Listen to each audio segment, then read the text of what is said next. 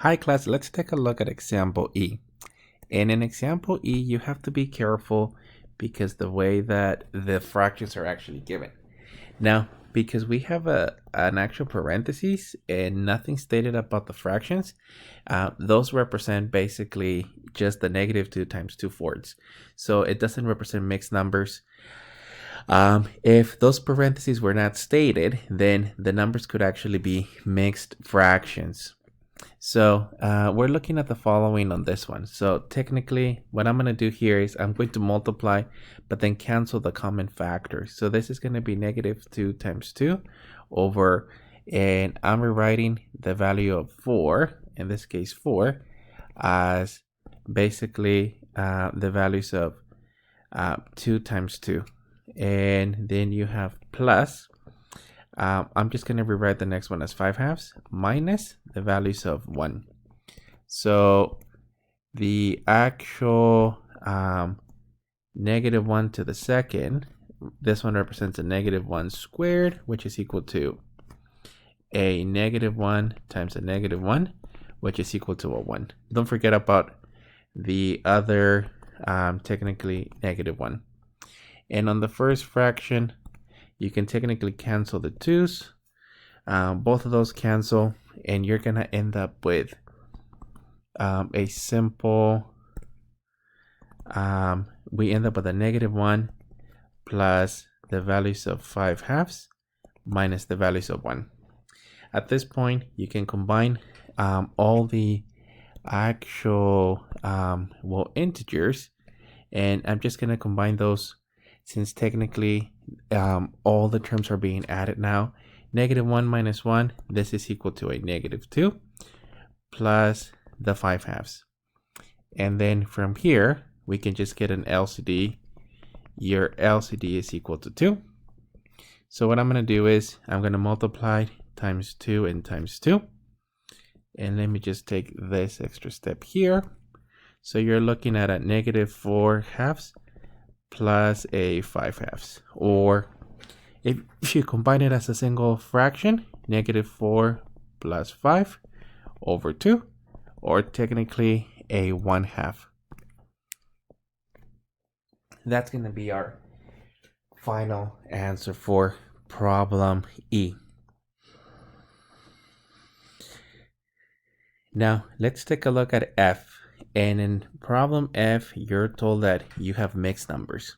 So you cannot multiply the 2 and the actual 1/2. What you technically have here is parentheses on these two.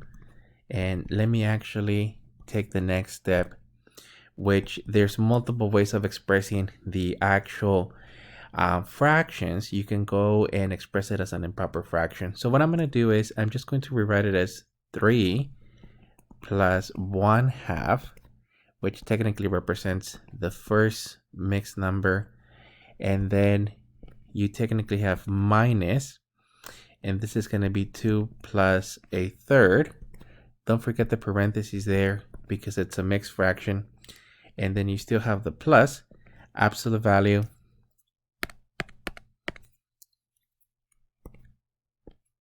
so we still have the plus absolute value of technically a -2. Now, the only reason that I actually express them in this form is because it may be easier to combine the actual integers. So if you're going to combine the integers, you have to distribute that -1 to each one of the values and then completely simplified the absolute value before you do any combination of terms. So technically what you have here is a 3 plus a 1/2 minus 2 minus a third, and then plus the values of 2 after you evaluate the absolute value.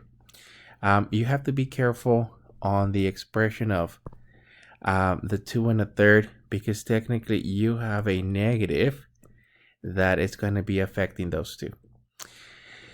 Now, the only advantage that this problem has, if you're getting rid of all the parentheses and combining them as integers, is that at this point it may be easier to add all the integers. So let me add all the integers. You're looking at 3 minus 2 plus 2. Well, these two technically cancel out. And you're just left with this being 3 plus a 1/2 minus a third. From here, let me just get an LCD. And the LCD is equal to 6. So make each of the fractions into 6's. So multiply times 6 times 6 times 3 times 3 times 2 and times 2. Let me move the problem here. And at this point, we're looking at 18 6's plus 3 6's minus 2 6's. And at this point, you can actually combine the fraction and express it as a single fraction. So on the numerator, you're going to have 18 plus the values of 3 minus 2 over the values of 6. And at this point here, it may be easier just to add those two. So this is going to be equivalent to 18 plus technically 1, since 3 minus 2 is equal to 1 divided by 6. And this is equal to 19 6's. If it's an answer that you're giving me, this is perfectly fine. But the software may want you to express it as a mixed number, since that's what it originally was.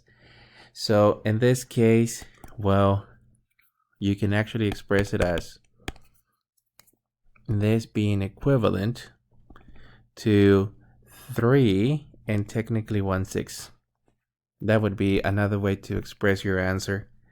The only reason I'm expressing it as a mixed fraction is because, well, your original problem F was actually given as mixed fractions. Otherwise, the 19 6's would be perfectly fine.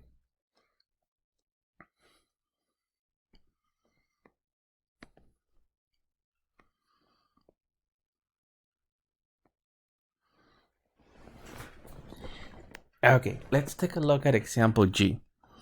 And in example G, we have to be careful because we're given a couple of variables. So nothing to do there. You can drop the parentheses, but you're going to have to technically distribute the -9. So as we drop the parentheses of the first one, this is equivalent to 9x minus 7y plus the values of 4z. And then as you distribute the -9 times the -9x, it's going to be -81x minus 54y, and technically plus the values of 18z. And then at this point, you can actually combine all the like terms. Let me start with the x's. So within the x's, we're looking at the following. So you're going to have 9x minus 81x's. So this is going to give us a total of -72 x's. As we combine the next term, in your next term you have -7y minus 54. So that's going to give us technically -63 y's. And then the very last one, you technically have 4z plus 18z. They're both positives. So we're going to end up with 22z as a final answer. That would be our final answer for this problem G. Now let's take a look at the last problem, and let me actually rewrite it here. So technically have, and this is from left to right, so let me look at the first set of parentheses. So in the first set of parentheses, what you technically have is bracket, and you have 27 divided by -3, close the bracket, divided by -1/4.